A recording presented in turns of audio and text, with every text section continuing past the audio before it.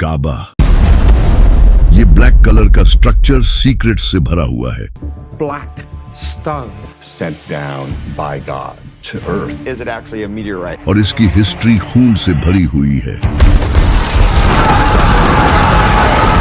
इस काबे का आपके दिल से जुड़ा एक राज है जो कि आज आप जानने वाले हो, तो चलें जानते हैं।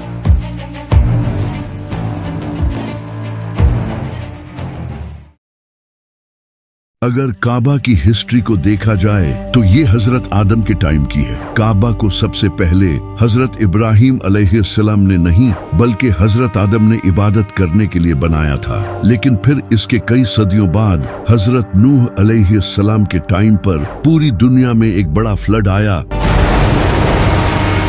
जिससे काबा डिस्ट्रॉय हो गया और सिर्फ इसके कुछ निशान रह गए थे जिनका नबियों और फरिश्तों को पता होता था। लेकिन फिर एक दिन इस दुनिया में अल्लाह के खलील का जन्म हुआ, इब्राहिम। हजरत इब्राहिम अलैहिस्सलाम अल्लाह से शदीद मोहब्बत करते थे और उन्होंने अल्लाह के लिए अपनी हर एक अजीज चीज कुर्बान की।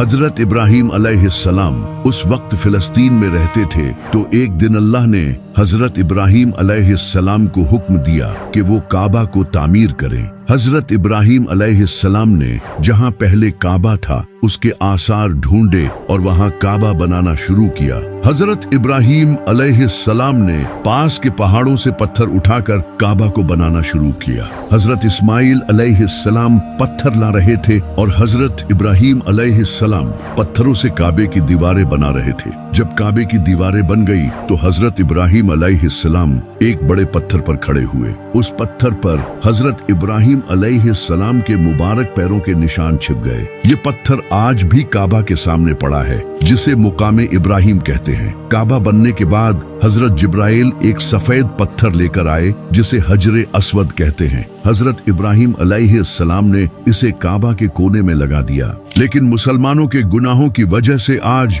ये पत्थर काला हो चुका है। हजरत इब्राहिम और इस्माइल अलैहिस्सलाम जब काबा को बना रहे थे तो वो साथ ही ये दुआ कर रहे थे, ऐ हमारे रब, हमसे ये कबूल फरमा, बेशक तो सुनने वाला और जानने वाला है। ऐ हमारे रब, हमें अपना मुसलमान बना और हमारी नस्ल से एक मुसलमान उम्मत बना जो तेरी फर्मा बरदार हो। जब हजरत इब्राहिम अलैहिस्सलाम ने काबा को बनाया था तो उस वक्त काबा स्क्वायर नहीं बल्कि रेक्टेंगुलर शेप में था, और ये जो हिजरे इस्माइल वाली जगह है ये भी उस वक्त काबा में इंक्लूडेड थी। इसके दो दरवाजे थे, एक एंट्री के लिए और दूसरा दरवाजा एग्जिट के लिए था, और इसकी हाइट 9 हाथ ऊंची थी। इसके बाद हजरत इस्माइल अलैहिस्सलाम की नस्ल वक्त गुजरने के साथ साथ काबा की देखभाल करती रही और आहिस्ता आहिस्ता लोगों ने काबा में बुत रखने शुरू कर दिए। फिर साल 570 ईस्वी में जब नबी सल्लल्लाहु अलैहि वसल्लम की पैदाइश का साल आया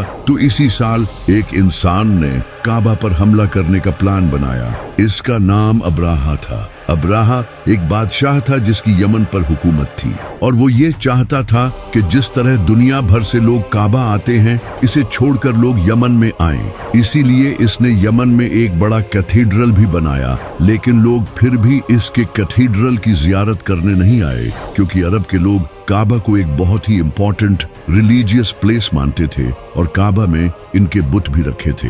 इससे परेशान होकर अब्राहा ने काबा को तबाह करने का फैसला किया। अब्राहा ने एक बड़ी फौज तैयार की जिसमें बड़े बड़े हाथी थे जो अरब के लोगों के लिए बहुत खतरनाक थे, क्योंकि अरब के लोगों ने जिंदगी में कभी हाथी नहीं देखे थे। इनके घोड़े भी हाथियों से डरते थे। अब्राहा अपनी फौज को लेकर यमन से मक्का की तरफ रवाना हुआ।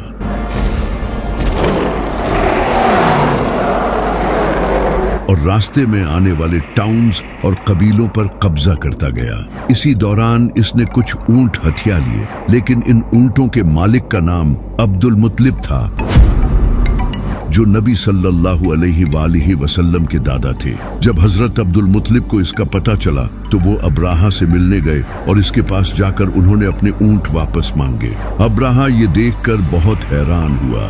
इसने जनाबे अब्दुल मुत्तलिब से कहा कि मैं यहाँ तुम्हारे काबा को तबाह करने आया हूँ और तुम्हें अपने ऊंटों की पड़ी है। तो जनाबे अब्दुल मुत्तलिब ने इसे कहा कि मैं इन ऊंटों का मालिक हूँ और इस काबे का मालिक कोई और है। मैं अपने ऊंटों की हिफाजत करूंगा और वो काबा की हिफाजत करेगा। तुम मेरे ऊंट मुझे वापस कर दो। फिर चाहे काबा पर हमला करो। तो अब्राहा ने इनके ऊंट इन्हें वापस कर दिए और वो वापस मक्का चले गए। वहां जाकर वो काबा के पास गए और इसके दरवाजे को पकड़कर कहा, आए अल्लाह, एक इंसान भी अपने घर की हिफाजत करता है तो तू भी अपने घर की हिफाजत कर। خانه توست و ما همه عیال.